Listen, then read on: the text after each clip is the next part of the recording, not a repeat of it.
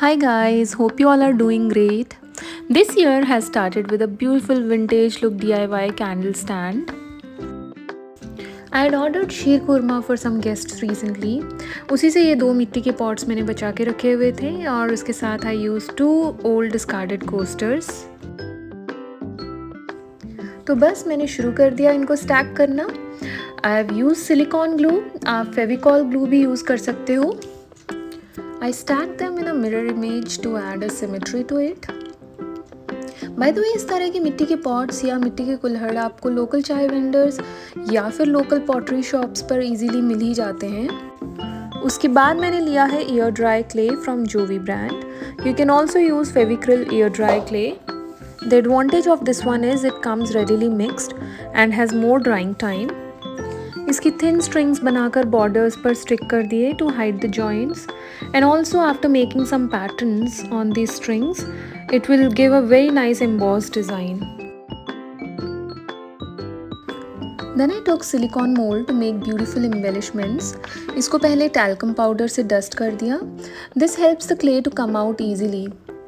I have used all the designs here. Clay evenly fill करने के बाद आपको थोड़ा wait करना होता है. Once it semi-dries, you should gently tap on the back and then take the designs out. I have used silicone mold of vintage patterns to complement the rustic theme of my project. आप अपनी choice का कोई भी pattern use कर सकते हो, or you can also use stencils to get the embossed designs. After taking out the designs out of mold, let them dry a little more so that the corners of these designs do not break. फिर glue की help से इनको इस stack पर stick कर लेना है, और जो बॉर्डर्स पे हमने क्ले स्ट्रिंग स्टिक की हुई थी उस पर रैंडम पैटर्न्स बना लो टू एनहांस देम.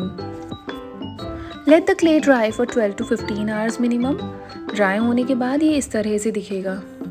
फिर हमें पूरे बेस को कोई भी डार्कर शेड से पेंट करना है.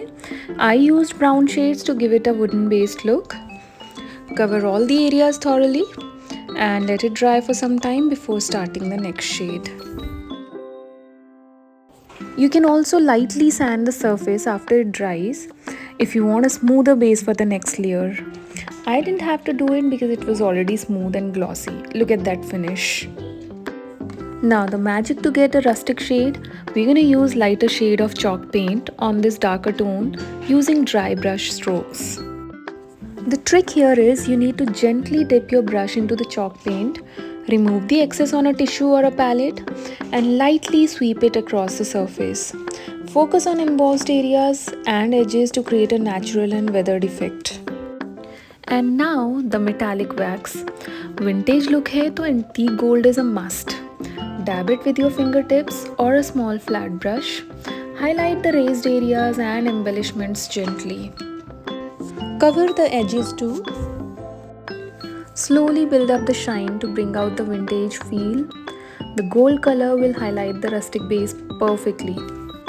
And in the end, seal your work with 1 to 2 coats of varnish. For these types of projects, you should always use matte varnish and not the glossy ones.